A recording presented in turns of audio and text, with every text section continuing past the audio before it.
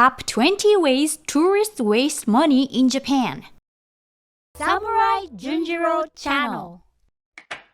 Hi, I'm Akanemaru, born and raised in Japan. When you're traveling, it's natural to want to splurge a little. It's a special occasion after all. But in Japan, you might be wasting money without even realizing it. And it's not always about getting scammed. It's often just a matter of habits or lack of local knowledge. In this video, we'll share 20 common ways international travelers waste money in Japan. You'll discover tips to enjoy Japan better without cutting down on your experience. Chapter 1. Choosing only high-end sushi restaurants. Of course, you want to try authentic sushi when visiting Japan. But going straight to high-end sushi restaurants in Ginza might not be the smartest choice. Some places cost over 20,000 yen per person and are hard to book. And just because it's expensive doesn't mean you'll enjoy it more. In fact, there are plenty of affordable and delicious sushi options in Japan. Even 100 yen conveyor belt sushi chains offer surprisingly good quality. Local conveyor belt or stand-up sushi shops are budget-friendly and often less touristy. Of course, high-end sushi is great for special occasions, but not every meal. To use your travel budget wisely, try sushi at different price points. You don't have to spend a fortune to enjoy amazing sushi in Japan. Chapter 2. Overusing the Tokyo Metro Pass. The Tokyo Metro Pass is a go-to item for many tourists exploring the city. It feels like a good deal. Unlimited rides for 1 or 3 days.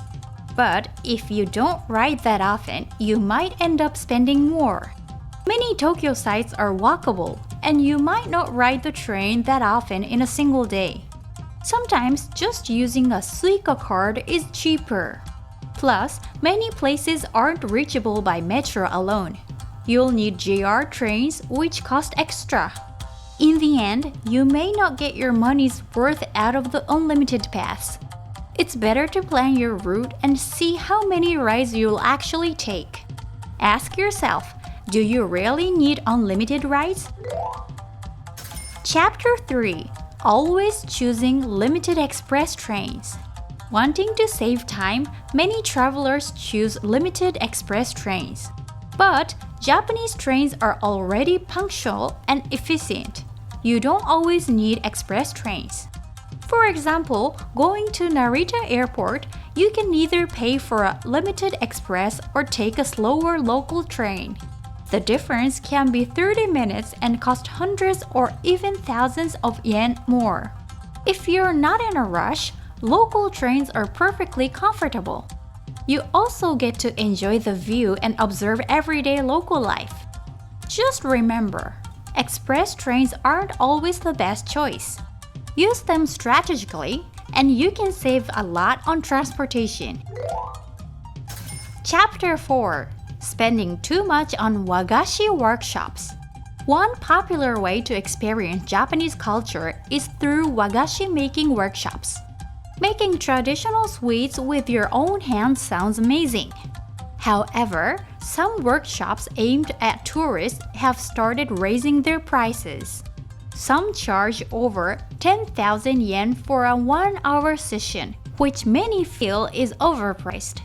In some cases, the experience is basic and far from authentic craftsmanship.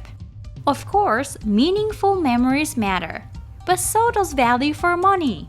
You can often find the same type of experience outside tourist hubs for half the price.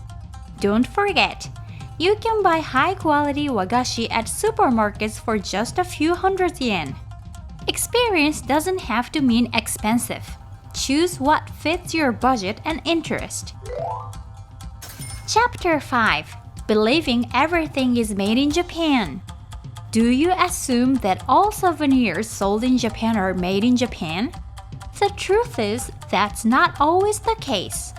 Many souvenir shops, especially in tourist areas, are full of mass-produced items made overseas. You might be fooled by Japanese labels or Japan prints, but many are made in China or Southeast Asia. Of course, that's not necessarily a bad thing. But it's disappointing when you realize later that it wasn't made in Japan after all. Check the back or bottom of the package. Manufacturing countries are often written in small print. If you're visiting Japan, choosing genuine Japanese-made goods makes for better souvenirs. Chapter 6. Buying duty-free souvenirs at the airport. Many people buy souvenirs at the airport before heading home. It seems easier, you're short on time, and it's duty-free. But in many cases, the same items are cheaper in city stores. For snacks or cosmetics, discount stores or drugstores usually offer better prices and more variety. Some airport souvenirs have tourist-friendly packaging, but less content at a higher price. Thinking, I'll just buy everything at the airport can lead to overspending.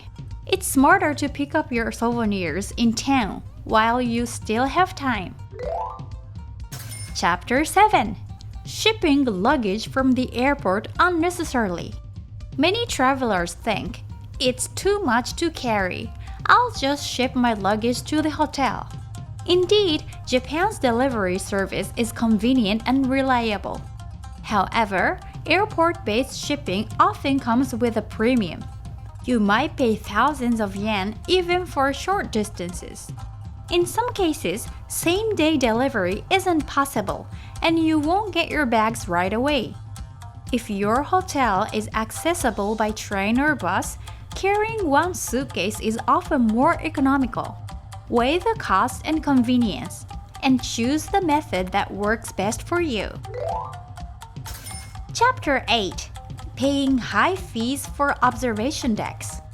Japan has many popular observation spots like Tokyo Skytree and Abeno Harcus. Enjoying the view can be a wonderful travel memory.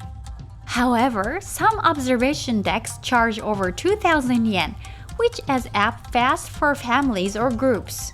And on cloudy or rainy days, poor visibility can ruin the experience. In fact, there are many free viewpoints across Japan. Places like the Tokyo Metropolitan Government buildings or department store rooftops offer great views for free. Before paying, try checking out the free options first. You might get the same view without spending a yen. Chapter 9. Collecting too many Goshuin stamps. Getting Goshuin stamps at temples and shrines is a uniquely Japanese experience. Each one is hand-drawn, beautiful like art, and cherished as a travel memento. But some travelers end up visiting over 10 places a day, spending thousands of yen without noticing. Each Goshuin usually costs 300 to 500 yen, and collecting too many adds up quickly. Sometimes collecting becomes the goal, and you miss the cultural meaning behind each temple or shrine. It's more meaningful to explore deeply and get one memorable stamp than dozens without thought. Focus on quality, not quantity, to make your Goshuin experience truly special. Chapter 10. Spending on hotel breakfast buffets daily. Hotel breakfast buffets are undeniably tempting. You get a wide variety of Japanese and Western dishes all you can eat. But eating it every day can cost around 2,000 yen per meal, which adds up fast. Outside the hotel, you'll find many breakfast options for just a few hundred yen. Cafe chains offer great morning sets, and even convenience stores have tasty rice bowls and miso soup. You don't need to eat the buffet daily. Try it once or twice and explore local breakfast spots on other days. You'll experience more of Japan's food culture and get more out of your trip. Chapter 11. Overspending at concept cafes like maid cafes. Unique to Japan, concept cafes like maid cafes and ninja cafes are very popular among tourists. They offer a surreal, themed experience, and it's totally understandable to want to try it once. But once inside, unexpected costs can pile up. There are table charges, photo fees, show charges, and they're not always clearly listed. A single drink can cost over 1,000 yen, and full sets can exceed 3,000 yen easily. Some places have time limits or require extra orders to stay longer. Always check the pricing system before entering and stick to your budget. These experiences can be great, but only when they don't leave your wallet empty. Chapter 12. Tipping in Japan. One thing that often confuses tourists is Japan's tipping culture, or rather, the lack of it.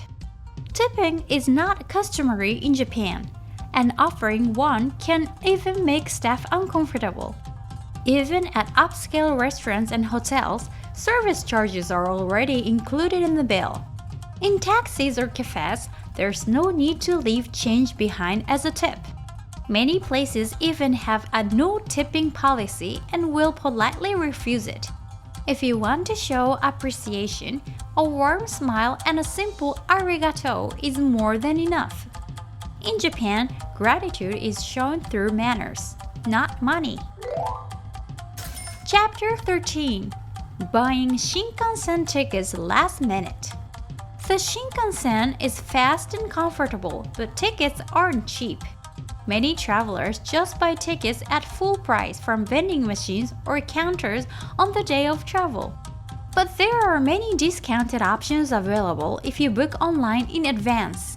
Sites like Ekinet or JR's official page offer early bird discounts and foreigner exclusive deals.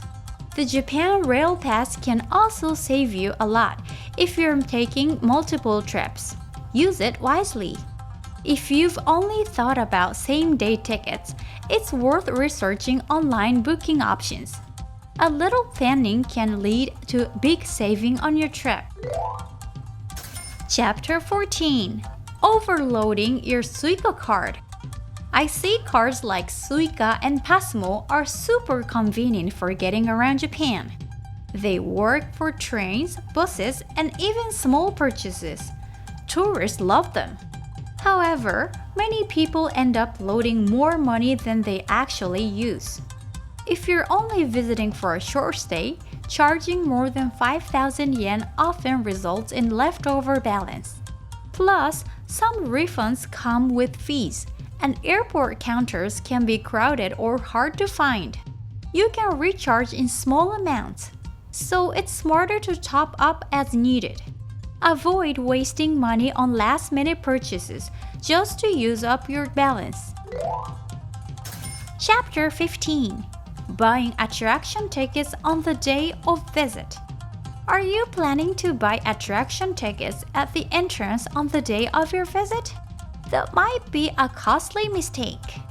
Many attractions offer discounts for online or advanced bookings. And during many seasons, same-day tickets might be sold out. Places like Team Lab or Ghibli Park often require advanced reservations. Booking through official sites or travel apps sometimes include perks or extra benefits. With a little planning, you can also avoid long ticket lines. Buying on the day should be a last resort. Always try to book in advance. Chapter 16. Relying too much on convenience stores and vending machines. Japanese convenience stores and vending machines are incredibly convenient. They're everywhere, open 24/7, and offer a wide range of items. But relying on them too often can gradually inflate your spending. Buying rice bowls and drinks daily can cost several thousand yen in a week. Supermarkets often sell the same items for 10 to 20% less. Using supermarkets or drugstores near your hotel can save you a lot more money. Of course, convenience stores are useful, but not ideal for every purchase. Use them occasionally. That's the sweet spot. Chapter 17. losing money exchanging currency at airports or hotels. Many travelers exchange currency at the airport or their hotel right after arriving in Japan. However, this often results in poor exchange rates and extra fees. Because of the convenience, their rates are usually higher, what we call tourist pricing. Exchanging just 10,000 yen can cost you over 1,000 yen more than doing it in the city. Using banks, licensed currency exchanges, or favorable ATMs in town is a smarter option.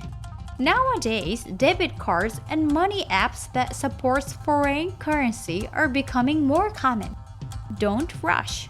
Compare rates first before exchanging.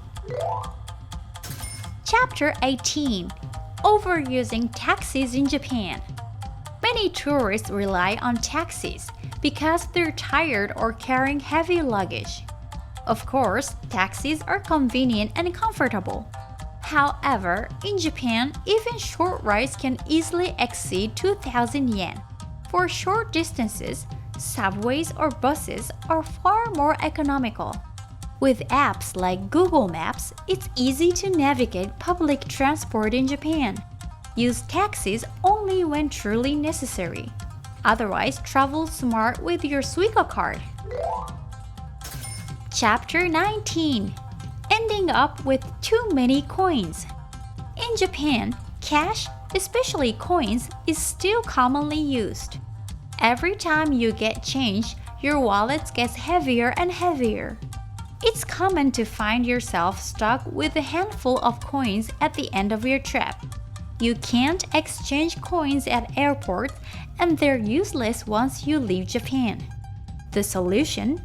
Make an effort to use your coins during your trip.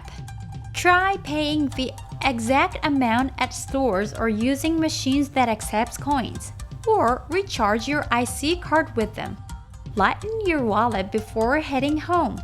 Spend those coins wisely. Chapter 20. Relying on hotel laundry services. If you're staying long or traveling in summer, doing laundry becomes necessary. However, hotel laundry services often charge 500 to 1,000 yen per item. A few shirts can cost as much as a night's stay if you're not careful. Coin laundromats in town are a great alternative. They're open 24 hours and some offer wash and dry services for under 500 yen. Many business hotels also have guest laundry rooms. Use them when available.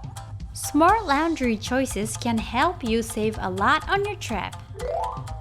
These were some of the most common ways tourists unknowingly waste money while traveling in Japan. Just being aware of these can help you enjoy your trip more and spend smarter. Make the most of your time in Japan. Travel wisely and create unforgettable memories. Well, that's all for today. See you in the next video. Bye bye!